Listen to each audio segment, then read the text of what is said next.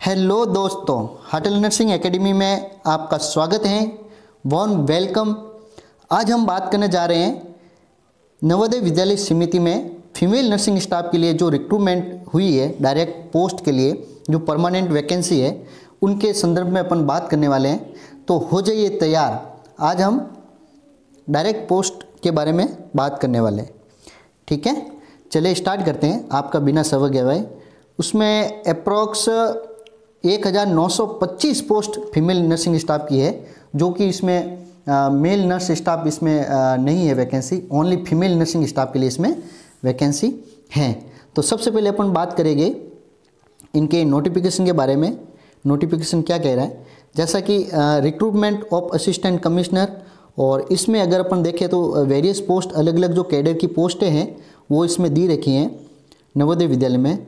लेकिन अपन को चाहिए स्टाफ नर्स के लिए, तो स्टाफ नर्स के लिए अपन चलते हैं आगे, जो कि आगे इसमें अगर अपन बात करें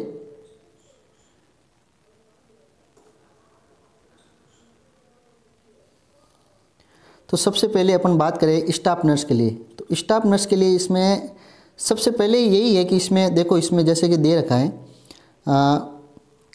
NVS invite online application from Indian citizen for recruitment of direct basis to the following post. ये कॉन्ट्रैक्ट पे नहीं है, ये डायरेक्ट रिक्रूटमेंट के पोस्ट पे हैं। तो अपन चलते हैं आगे। इसमें जैसे अलग अलग कैडर के लिए दे रखा है इन्होंने, जैसे कि assistant commissioner group A post code 1। उसके बाद में अपन चलते हैं आगे पोस्ट कोड 2, लेकिन अपन बात करने वाले पोस्ट कोड 3 के लिए, ये वाली female nursing staff post code 3। तो इसमें जैसा कि दे रखा है, आप देख रहे होंगे, यूआर के लिए 35 है, ईडब्ल्यूएस के लिए 7, ओबीसी नॉन क्रिमिनल के लिए 22, एससी के लिए 12, एसटी के लिए 6, टोटल 82 पोस्ट तो ये है। उसके बाद में बात करेंगे अपन ओएच के लिए 2, वीएच के लिए 1, एचएस के लिए 0 और अदर के लिए 1। ठीक है ना। तो टोटल इसमें कितनी पोस्ट हैं? 82 के लिए, मतलब फीमेल जो नर्सिंग स्टाफ है उसके लिए 82 तो ये है, और हैंडीकैप के लिए अलग से दे रखा है इन्होंने, कम से कम 4 पोस्ट टोटल ये अलग से है। ठीक है, तो चलते हैं अपन इसके बारे में जान लेते हैं सब, इसमें क्या रूल्स रेगुलेशन रहेगी, क्या पे स्केल है, क्या एसेंशियल क्वालिफिकेशन है, और कितना इसमें एक्सपीरियंस मांग रहे हैं, नीडफुल कितना है, एज रिलैक्सेशन क्या है, मोड ऑफ सिलेक्शन क्या रहेगा, इसमें ऑफलाइन होगा ऑनलाइन होगा, स्टाफ नर्स जो फीमेल के लिए है वो इंटरव्यू है कि नहीं है, कौन कौन सी सिटीज़ में जो है वैकेंसीज़ के लिए रिक्रूट करेगी, एग्ज़ाम का पैटर्न क्या रहेगा, उसके बारे में अपन सब बात अभी करने वाले हैं। तो चलते हैं अपन आगे चलेंगे तो अपन देखेंगे इसमें अपन जैसा कि देखते हैं, सबसे पहले अपन देखेंगे एसेंशियल क्वालिफिकेशन क्या है इसमें, है ना। सी, इस female staff nurse post code 3, इसमें जैसा कि पे स्केल दे रखा है लेवल 7, जो सेंट्रल गवर्नमेंट का जो होता है पे स्केल लेवल 7, जो कि 44,900 से लेके 1,42,400 तक पे मैट्रिक्स जो रहने वाली है। और अपर एज लिमिट जो है वो कितनी है, मैक्सिमम 35 साल का होना चाहिए। उसके बाद में अपन अगर एसेंशियल क्वालिफिकेशन देखें तो ये बहुत मस्ट है, ये बहुत ज़रूरी रहता है। तो सबसे पहले अपन अगर देखते हैं इसमें तो 10+2 जो है वो या इसके इक्विवेलेंट होना चाहिए, नंबर 1।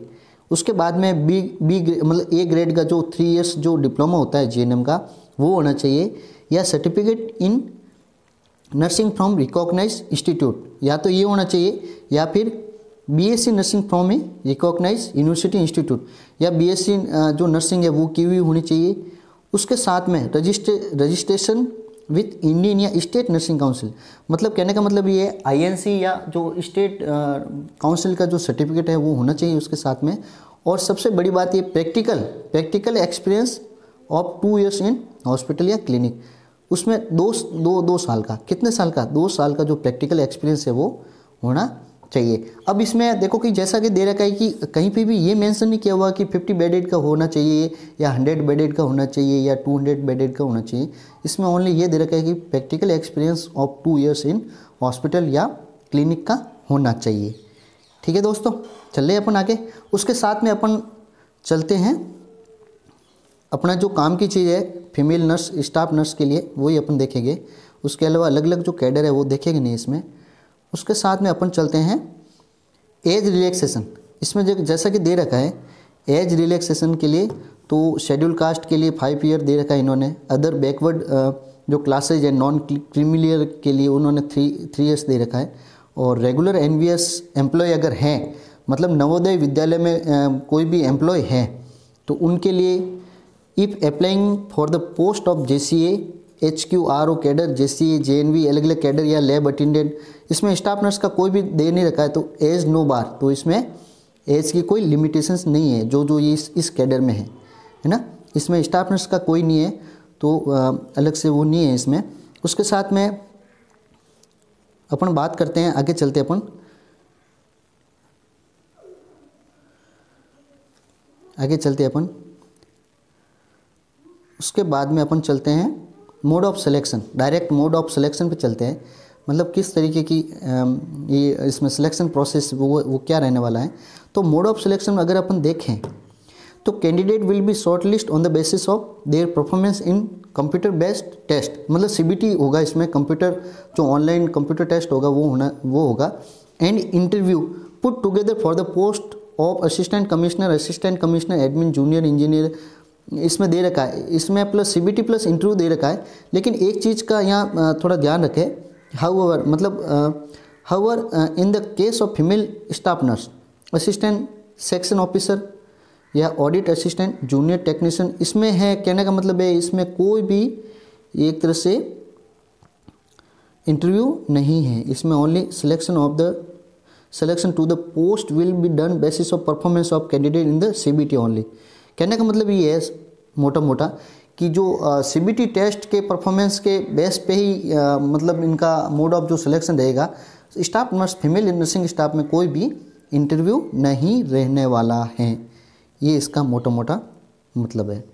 उसके बाद में अपन चलते हैं, मतलब कौन कौन से सिटीज़ में है जो ये रहेगा।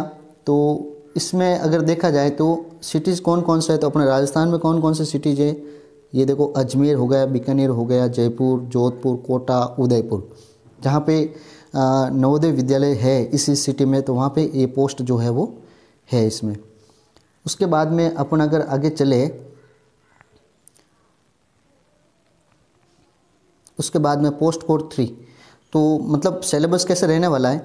Post code 3 female nursing staff के लिए अगर सिलेबस की बात करें तो पार्ट फर्स्ट में जो है रीजनिंग एबिलिटी जो है, नंबर ऑफ क्वेश्चन मतलब 15 क्वेश्चन जो आने वाले हैं रीजनिंग एबिलिटी के। उसके बाद में टोटल मार्क्स 15 नंबर का होगा, मतलब एक क्वेश्चन 1 नंबर का होगा। एंड उसके बाद में general awareness and current affairs, ये भी 15 क्वेश्चन ये होने वाले है ना। मेंटल एबिलिटी 15, रीजनिंग 15, उसके बाद में करंट अफेयर्स है वो 15 क्वेश्चन ये हो गए, टोटल 30 क्वेश्चन ये हो गए।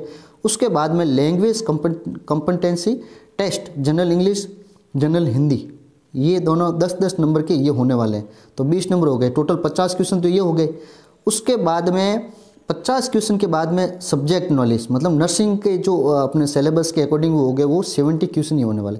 मतलब यूँ समझो मोटा मोटा कि भाई 50 क्वेश्चन तो करंट अफेयर, मतलब 15 करंट अफेयर, 15 रीजनिंग एबिलिटी और 10 क्वेश्चन हो गए लैंग्वेज जिसमें हिंदी और इंग्लिश है ना। उसके बाद में टोटल जो होगा 120 नंबर के हो गए और 120 जो है वो क्वेश्चन होगा, ठीक है। The test will be of 2.5 hours duration, मतलब 2.5 घंटे के पेपर होगा, without any time limit for each part of test individually, okay. ये मोटा मोटा है। उसके बाद में देखो हर जगह दिया हुआ है कि इंटरव्यू, लेकिन अपने स्टाफ नर्स में कहीं पे भी इंटरव्यू नहीं दे रखा है। जैसा कि अगर मैं बताऊं तो आप देख सकते हो, तो देखो जैसा कि दो स्टेट सेकंड ये CBT, अब ये देखो for the post of assistant commissioner, तो इन्होंने पहले तो ये सिलेबस दे रखा है, फिर ये सेकंड स्टेज में इंटरव्यू दे रखा है। लेकिन अगर मैं बात करूँ स्टाफ नर्स की, तो स्टाफ नर्स में ये देखो ओनली ये दे रखा है ना, सिलेबस दे रखा है, कहीं पे भी इंटरव्यू नहीं दे रखा है, तो इस चीज़ का अपन को थोड़ा कंफर्म हो जाता है। उसके बाद में अपन चलते हैं एग्ज़ाम पैटर्न हो गया। एग्ज़ाम पैटर्न के बाद में अपन अगर बात करें हाउ टू अप्लाई, कैसे करना है आपको, ठीक है ना। तो हाउ टू अप्लाई में अगर अपन देखें पॉइंट नंबर 5, तो candidate are required to apply online through NVS website. NVS website में ये देखो आप देख सकते हो, तो www.navodaya.gov.in पे आप अप्लाई कर सकते हो, ठीक है। और उसके साथ में अगर स्टाफ नर्स के लिए अगर अपन देखें, तो स्टाफ नर्स के लिए अगर अपन देखें, इसमें कहाँ लिखा, इसमें स्टाफ नर्स कहाँ लिखा, जूनियर कंप्यूटर ऑपरेटिंग, ये रहा फीमेल नर्सिंग स्टाफ, ओके। ये तो इसमें 1200 रुपये जो है एप्लीकेशन फ़ीस इन्होंने दे रखी है, राइट। चलिए अपन आगे। उसके बाद में रजिस्ट्रेशन की अगर बात करें कब से स्टार्ट है, तो अगर रजिस्ट्रेशन की बात करेंगे तो देखो 12/1 से, मतलब 12 जनवरी से स्टार्ट हो गए, आज दूसरा दिन है। उसके बाद में रजिस्ट्रेशन क्लोज कब होगा, 10 फरवरी को हो जाएगा। फी डिपॉजिट ओपन कब तक रहेगा, तो 12 जनवरी। फी डिपॉजिट ओपन कब होगा, 12 को ही हो गया, मतलब फॉर्म भी स्टार्ट 12 जनवरी को हो गया, फी डिपॉजिट भी 12 जनवरी से स्टार्ट हो गया, और फी क्लोज कब होगा, 10 फरवरी को। उसके बाद उन्हें टेंटेटिव डेट है, मतलब एग्ज़ाम की डेट भी दे रखी है, क्या बात है। टेंटेटिव जो डेट है उन्होंने दे रखी है, तो 9 मार्च 2022 से 11 मार्च 2022।